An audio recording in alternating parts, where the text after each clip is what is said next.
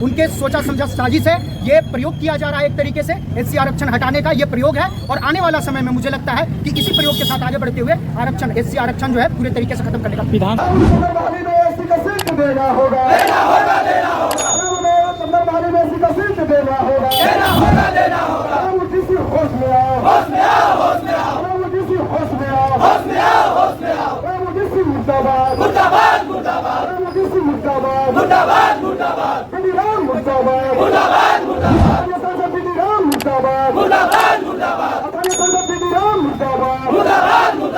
जी बिल्कुल।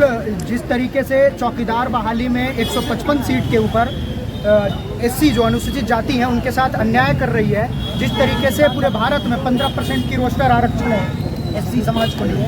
दूसरी, झारखंड में अगर देखा जाए तो 12% की आरक्षण है, लेकिन जिलावार आप देखिए तो पूरे 27% की आरक्षण है। जिस तरीके से 27% अगर आरक्षण देखा जाए तो उस हिसाब से मैक्सिमम मेरे पास 40 से प्लस सीट होना चाहिए अनुसूचित जाति के लिए, लेकिन सबसे पहला कॉलम अनुसूचित जाति का देखिएगा और उसमें शून्य दर्शाना, ये यहाँ के जो प्रशासन है, यहाँ के जो पदाधिकारी हैं, उनके जातिवाद मानसिकता से भरा हुआ दिखता है और इस पे हम निंदा करते हैं। आपके पलामू भी ऐसी कास्ट से आते हैं तो क्या उसके बावजूद भी ऐसी समाज के लोगों को नहीं देना, क्या तक सांसद का क्या रोल है इसमें? जी देखिए, सांसद, मेरे कहने का मतलब है कि जिला प्रशासन बिना सांसद के अनुमति से ये सारा काम जो रोस्टर तैयार होता है वो प्रशासनिक के साथ राजनीति मुद्दा भी आता है। ये विधानसभा में बैठे लोग जो है डिसाइड करते हैं रोस्टर का।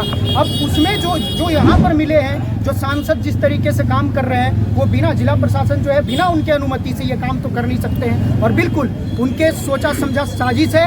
ये प्रयोग किया जा रहा है एक तरीके से एससी आरक्षण हटाने का ये प्रयोग है और आने वाला समय में मुझे लगता है कि इसी प्रयोग के साथ आगे बढ़ते हुए आरक्षण एससी आरक्षण जो है पूरे तरीके से खत्म करने का। विधानसभा में सांसद कब बैठते हैं? विधानसभा नहीं, मैं विधानसभा के विधायक यहाँ अलग चौरसिया जी भी हैं विधानसभा का मेंबर, उसकी बात कर रहा हूँ। बाकी जो मेंबर ऑफ पार्लियामेंट हैं बीडी राम जी, उनकी भी बात कर रहा हूँ। ये 15% की रोस्टर आरक्षण केंद्रीय भी है, कम से कम 15% के हिसाब से 22 सीट तो हमारे पास होनी चाहिए थी, लेकिन शून्य ये किस तरीके से डीसी महोदय जी ने किया है उसी का हम लोग मांग करने यहाँ पर आए हैं, जानना चाहते हैं डीसी महोदय।